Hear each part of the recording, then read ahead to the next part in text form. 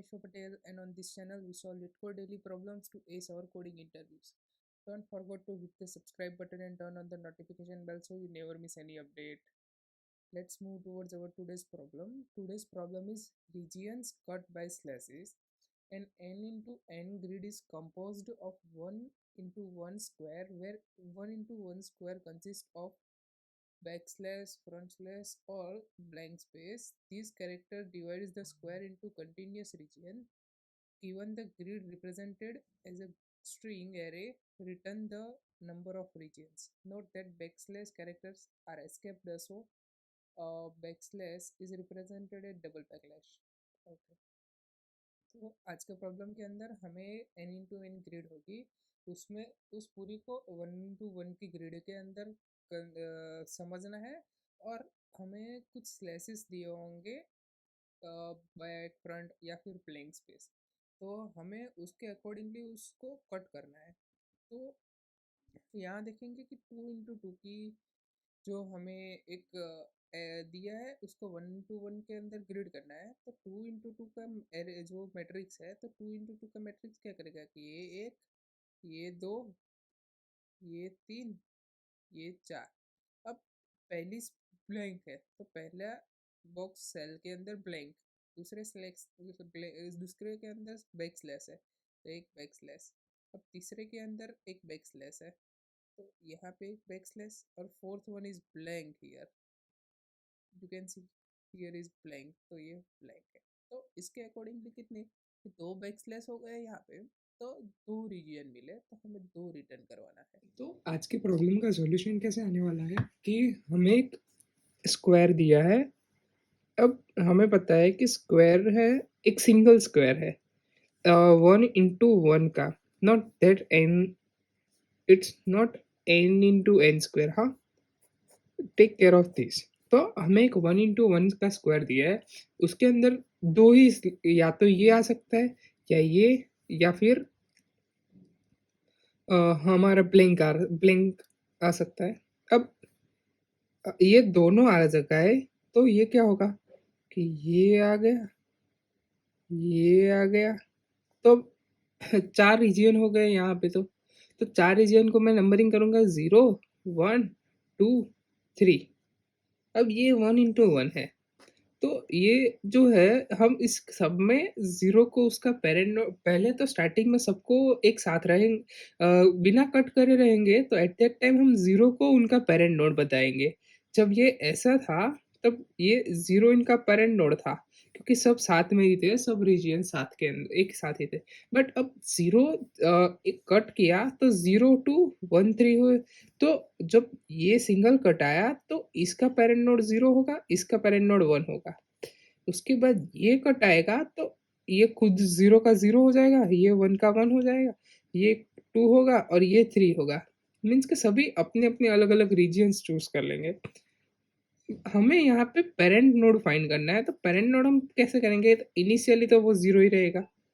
अब उसके बाद हम डिवाइड करते रहेंगे, तो इसका ये 1, ये 2 और ये 3 आ जाएगा। तो बस इतना ध्यान रखना है कि हम कैसे डिवाइड कर रहे हैं इसके अंदर। तो हमें यहाँ पे प्रॉब्लम में दिया गया है back slash, front slash, back slash, front slash, ऐसे करके दिया गया है।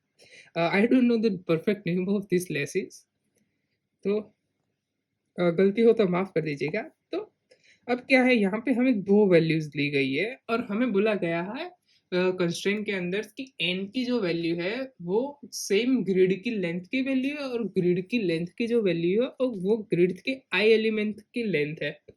मीन्स कि ये जो इसकी लेंथ होगी, ग्रिड की लेंथ होगी, उससे इतनी ही लेंथ इसकी होगी, मीन और उतनी ही लेंथ n की होगी। तो यहाँ पे हम कंसिडर करेंगे कि ग्रिड की लेंथ 2 है, तो हमारे पास एक 2 by 2 का मैट्रिक्स है।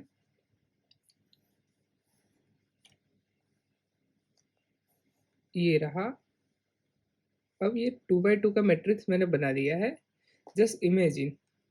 अब यहाँ पे क्या है कि जो हमें पहले एक बैक स्लैश दिया गया है, तो ये एक बैक स्लैश दिया, उसके बाद एक ऐसा स्लैश है तो ईश्वर का एक स्लैश ले लिया, उसके बाद ये तो ये स्लैश और ये, तो ये स्लैश। अब इसके अंदर सभी रीजन्स को जोड़ेंगे तो कौन कौन से रीजन बन रहे हैं? तो 0 1 2 3 4 5 6 7 8 9 10 11 12 13 14 15। तो ये नंबरिंग सिस्टम ध्यान से देखिएगा क्योंकि ये हमारे कोड के अंदर भी आने वाला है। तो अब 0 1 का एक है, तो ये एक, 4 6 का एक है, तो ये दो, 9 11, तो ये तीन, 14 15, ये 4, और जो वो बीच में बड़ा स्क्वायर बना वो, इसको पॉइंट एज्यूम कीजिएगा आप, पॉइंट, ना कि ये लाइंस। बस ये लाइंस आपको 2 into 2 मैट्रिक्स बनाया है, मैं उसे समझाने के लिए किया था। तो ये फिफ्थ वन। तो हमारे पास टोटल 5 रीजन्स मिल गए हैं ऐसा। तो इतना ही कर रहा है कि हमें स्लेश से कितने रीजियंस मिल रहे हैं वो फाइंड करना है। बट यहाँ पे जो मेन है वो ध्यान रखना है कि कौन सा रीजन का कौन पेरेंट है अभी, और कौन कौन से रीजन किस किस के अंदर, किस किस ग्रिड के अंदर डिवाइड हो रहा है, और कौन कौन से यूनाइट हो रहा है। That's it.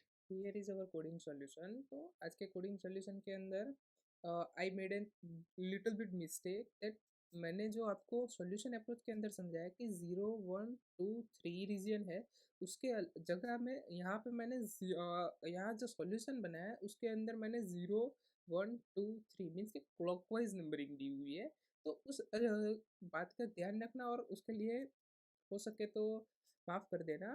बट मैं जब मैंने प्रॉब्लम अंडरस्टैंड किया था at that time I recorded that video and during solution I faced some issues, so I tried to go with this kind of numbering. तो there was a little bit mistake, तो उसका ध्यान रखना है। तो यहाँ पे क्या है कि हमें रीजियन बाय स्लेसेस को ग्राइंड बनाना है, कितने रीजियंस मिल रहे हैं वो।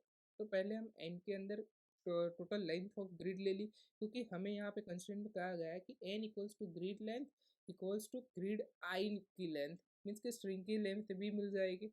अब यूनियन फाइंड क्लास है, उसका यूएफ एक ऑब्जेक्ट बनाया है। अब उसका यूनियन फाइंड कंस्ट्रक्टर के अंदर हमने हर सेल को 4 रीजन के अंदर डिवाइड कर दिया है, जो नंबरिंग है 0 1 2 3। अब यहाँ पे क्या है कि पेरेंट और रैंक दो है यूनियन फाइंड क्लास के अंदर। यहाँ पे क्या union find class union operational efficiently करेगा कि यूनियन फाइंड जैसे कि हमें कोई दो लोगों को एक करना है और उनका पेरेंट कोई और बनाना है, या फिर किसी का पेरेंट फाइंड करना है, एक्सेट्रा है, नहीं कोई भी। अब ये क्या है कि यूनियन फाइंड कंस्ट्रक्टर है, तो यूनियन फाइंड कंस्ट्रक्टर के अंदर पेरेंट और रैंक दी हुई है, और उसके अंदर इनिशियली सब खुद के पेरेंट है और इनिशियली सबकी रैंक 1 है। अब आगे जाके वो चेंज होने वाली है, कैसे? तो हम दो फॉर लूप की मदद से हर एक इटरेशन, पॉसिबल इटरेशन ले लेंगे सेल का। अब उसके बाद क्या है कि हम पहले रूट नोड लेंगे कि रूट नोड क्या है। तो 0 का रूट नोड अभी 0 ही होगा, 1 का 1 होगा। ऐसे यहाँ पे तो 1 नहीं आएगा, इंटू 4 कर देंगे, यहाँ से तो वैल्यू हमें 0 1 2 3 ऐसे मिलेगी।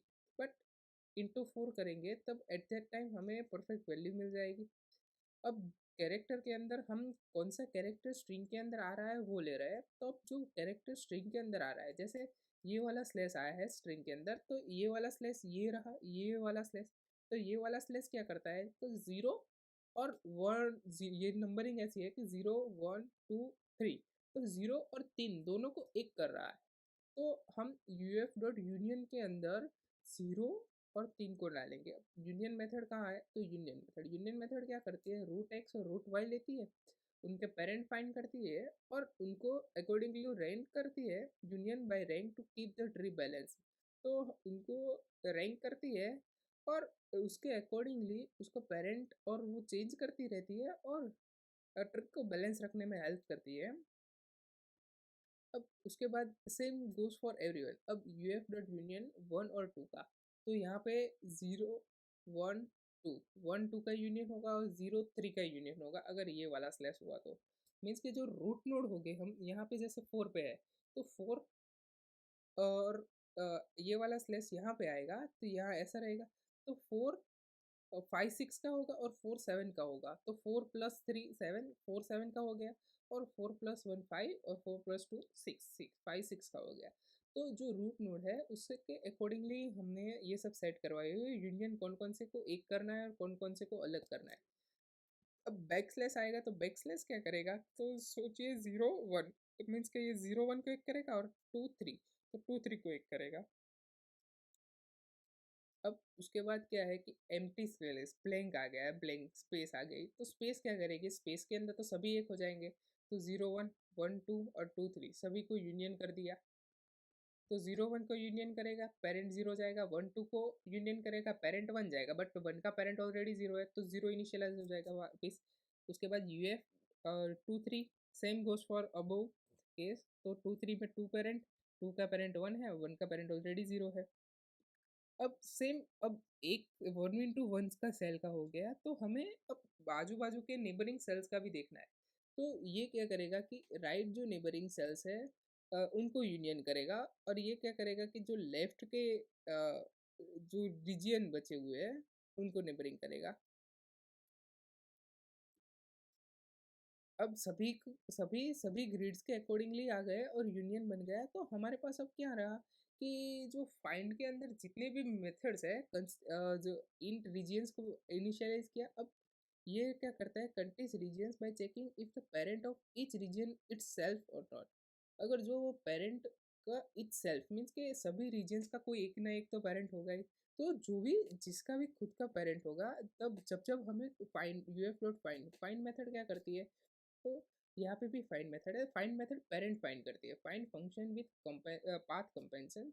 तो वो जो क्या है पाथ उसका पेरेंट नोड है या फिर पाथ है, वो फाइंड करती है।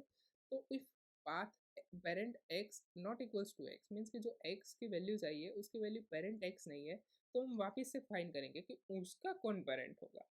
जैसे मैंने थ्री का टू, तो टू यहाँ पे टू है बट यहाँ पे थ्री है, तो three two not equals to है, तो हम टू का पेरेंट फाइंड करेंगे। ऐसे करके आगे आगे करके पेरेंट फाइंड करते जाएंगे, कहीं ना कहीं खुद ही खुद का पेरेंट होगा, तो एट दैट टाइम हम उसका पेरेंट वहाँ पे रिटर्न करवाएंगे। अब यहाँ पे भी पेरेंट रिटर्न हो रहे हैं, और यहाँ पे union by rank ballot to keep the tree balance ये हो रहा है। और यहाँ पे क्या हो रहा है कि अब जब जब कोई नया पेरेंट आएगा एट दैट टाइम उसका एक नया रीजन होगा।